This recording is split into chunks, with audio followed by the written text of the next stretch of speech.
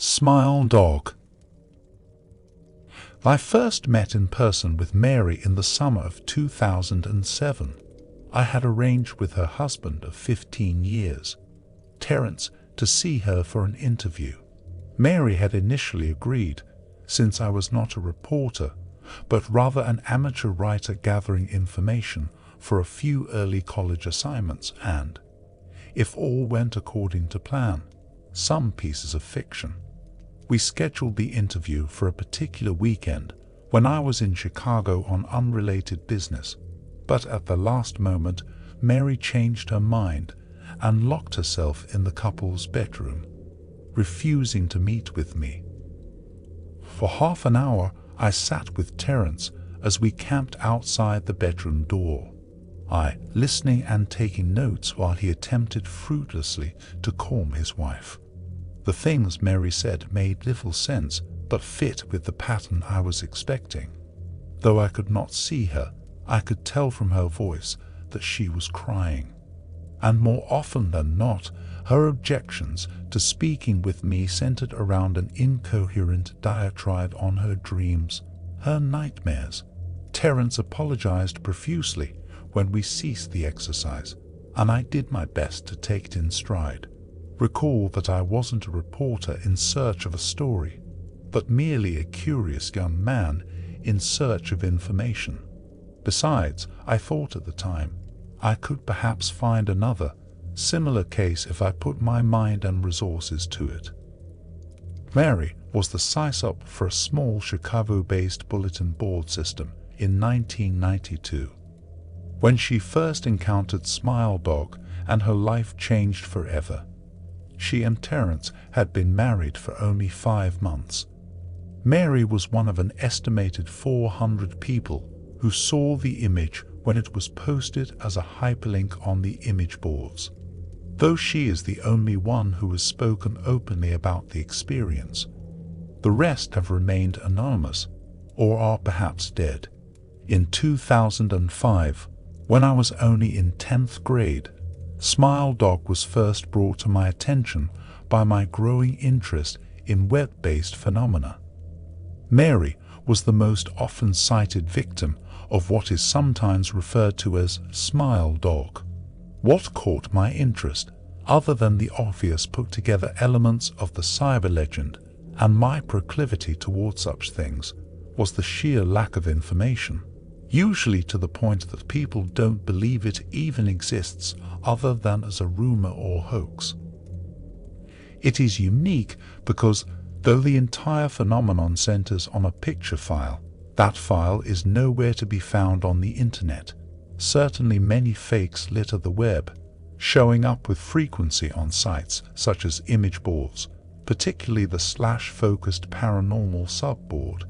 It is suspected these are fakes because they do not have the effect the true Smile Dog is believed to have, namely sudden onset, temporal lobe epilepsy, and acute anxiety. This purported reaction in the viewer is one of the reasons the phantom-like Smile Dog is regarded with such disdain, since it is patently absurd, though depending on whom you ask, the reluctance to acknowledge Smile Dog's existence might be just as much out of fear as it is out of disbelief. Smile Dog is mentioned nowhere on Wikipedia, though the website features articles on other, perhaps more scandalous shock sites. Any attempt to create a page pertaining to Smile Dog is summarily deleted by any of the encyclopedia's many admins. Encounters with Smile Dog are the stuff of internet legend. Mary's story is not unique. There are unverified rumors of Smile Dog showing up in the early days of Usenet, and even one persistent tale that in 2002 a hacker flooded the forums of humor and satire website Something Awful with a deluge of Smile Dog pictures, rendering almost half the forum's users at the time epileptic. It is also said that in the mid to late 90s that Smile Dog circulated on Usenet and as an attachment of a chain email with the subject line, "Smile, God loves you." Yet despite the huge exposure these stunts would generate, there are very few people who admit to having experienced any of them, and no trace of the file or any link has ever been discovered. Those who claim to have seen Smile Dog often weakly joke that they were far too busy to save a copy of the picture to their hard drive.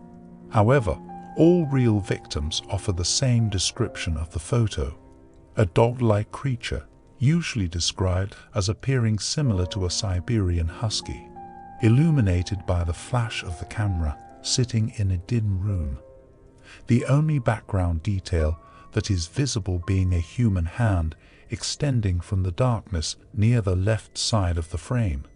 The hand is empty, but is usually described as beckoning.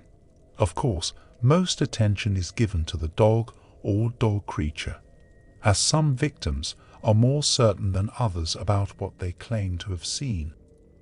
The muzzle of the beast is reputedly split in a wide grin, revealing 2 rows of very white, very straight, very sharp, very human-looking teeth.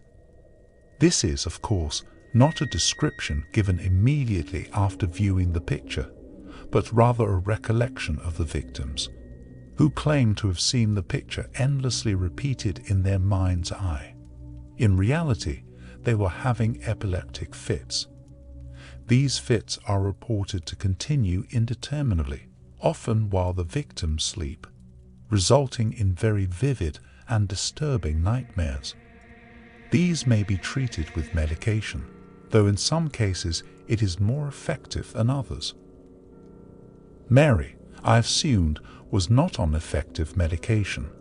That was why after I visited her apartment in 2007, I sent out feelers to several folklore and urban legend-oriented newsgroups, websites, and mailing lists, hoping to find the name of a supposed victim of Smile Dog who felt more interested in talking about his experiences. For a time nothing happened, and at length I forgot completely about my pursuits, since I had begun my freshman year of college and was quite busy. Mary contacted me via email, however, near the beginning of March 2008. Subject: Last summer's interview. Dear Mr. L. I am incredibly sorry about my behavior last summer when you came to interview me. I hope you understand that it was no fault of yours, but rather my own problems that led me to act out as I did. I realized that I could have handled the situation properly. However, I hope you will forgive me. At the time, I was afraid. You see, for 15 years, I have been haunted by Smile Dog. Smile Dog comes to me in my sleep every night. I know that sounds silly, but it is true. There is an ineffable quality about my dreams, my nightmares, that makes them completely unlike any real dreams I have ever had. I do not move and do not speak. I simply look ahead, and the only thing ahead of me is the scene from that horrible picture. I see the beckoning hand, and I see Smile Dog. It talks to me. It is not a dog, of course, though I am not quite sure what it really is. It tells me it will leave me alone if only I do as it asks. All I must do, it says, is spread the word. That is how it phrases its demands. And I know exactly what it means. It wants me to show it to someone else. And I could. The week after my incident, I received in the mail an envelope with no return address. Inside was only a 3.5-inch floppy disk. Without having to check, I knew precisely what was on it. I thought for a long time about my options. I could show it to a stranger, a co-worker. I could even show it to Terence, as much as the idea disgusted me. And what would happen then? Well, if Smile Dog kept its word, I could sleep. Yet if it lied, what would I do? And who was to say something worse would not come for me if I did as the creature asked? So I did nothing for 15 years, though I kept the disc hidden amongst my things. Every night for 15 years, Smile Dog has come to me in my sleep and demanded that I spread the word. For 15 years I have stood strong, though there have been hard times. Many of my fellow victims on the image board where I first encountered Smile Dog stopped posting.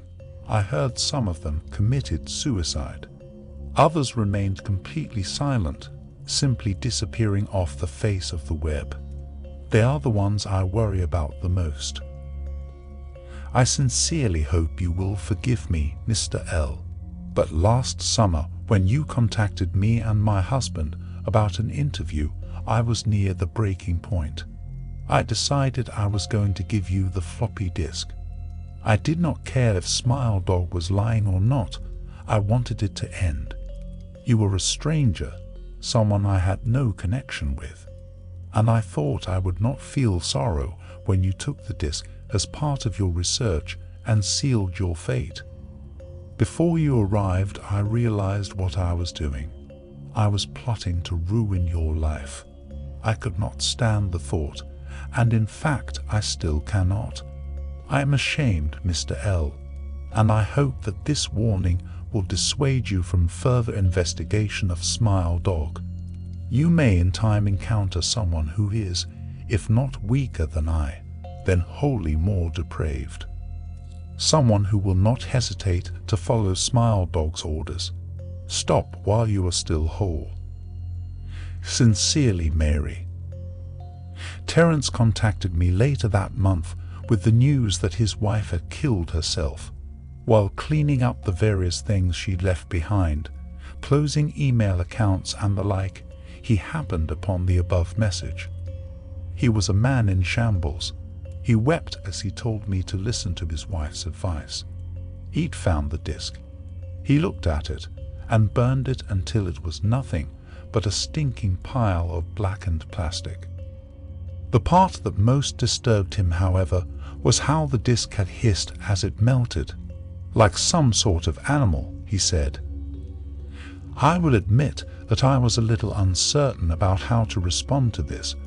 At first, I thought perhaps it was a joke, with the couple playing with the situation in order to get a rise out of me. A quick check of several Chicago newspapers' online obituaries, however, proved that Mary was indeed dead. There was, of course, no mention of suicide in the article. I decided that, for a time at least, I would not further pursue the subject of Smile Dog, especially since I had finals coming up at the end of May. But the world has odd ways of testing us. Almost a full year after I'd returned from my disastrous interview with Mary, I received another email. Subject: Smile, hello. I found your email address through a mailing list. Your profile said you were interested in Smile Dog. I have seen it. It is not as bad as everyone says. I have sent it to you here. Just spreading the word. Signed with a little smiley face at the bottom. The final line chilled me to the bone. According to my email client, there was one file attachment called Smile Dog. I considered downloading it for some time. It was most likely a fake, I imagined. And even if it weren't, I was never wholly convinced of Smile Dog's peculiar powers. Mary's account had shaken me, yes, but she was probably mentally unbalanced anyway. After all, how could a simple image do what Smile Dog was said to accomplish? What sort of creature was it that could break one's mind with only the power of the eye? And if such things were of course absurd, then why did the legend exist at all? If I downloaded the image, if I looked at it, and if Mary turned out to be correct, if Smile Dog came to me in my dreams demanding I spread the word, what would I do? Would I live my life as Mary had, fighting against the urge to give in until I died? Or would I simply spread the word, eager to be put to rest? And if I chose the latter route, how could I do it? Whom would I burden in turn? If I went through with my earlier intention, to write a short article about Smile Dog. I decided I could attach it as evidence, and anyone who read the article, anyone who took an interest, would be affected. And even assuming the Smile Dog attached to the email was genuine, would I be capricious enough to save myself in that manner? Could I spread the word? Yes, I could.